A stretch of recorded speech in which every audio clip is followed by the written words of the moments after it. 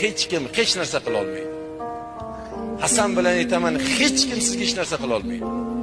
Chunki ota-onang yo'ling yorituvchi sham, qo'lingda shaming bo'lsa sen uchun ne'mat.